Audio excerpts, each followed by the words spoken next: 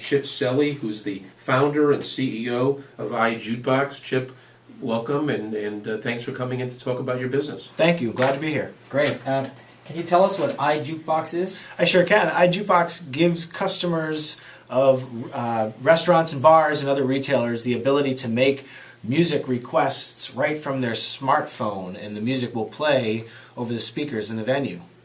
Wow. Okay. And when did you start this business? Well, this was an idea I had just 2 years ago in January 2010, and we've spent the first part of the business was getting licensed, getting legal to do this, and then and since then we've grown significantly. Who's the we?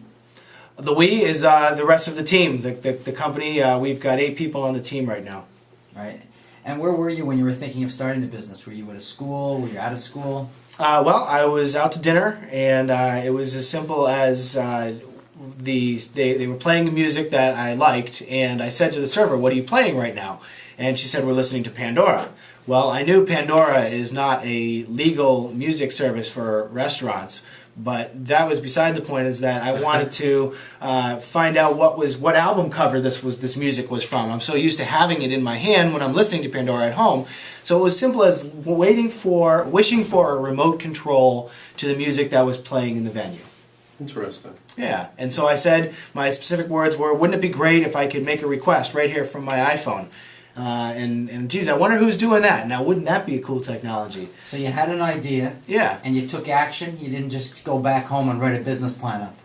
In fact, I went home and I spent the business plan was far out on what I did. The first thing I did was look in to find out who else is doing this. So after thinking of the idea, I went home that night, started searching Google for smartphone, jukebox, anything like that, and I couldn't find anything. But I'm just one guy in a browser, so the next step is I want to start an internet radio station, because essentially this is an internet radio station, but it's only broadcasting to one venue and one venue only.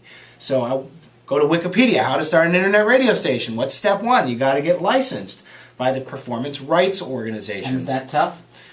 Getting licensed by the PROs is not tough. The performance rights organizations. That's ASCAP, BMI, and CSAC are the 3 major agencies.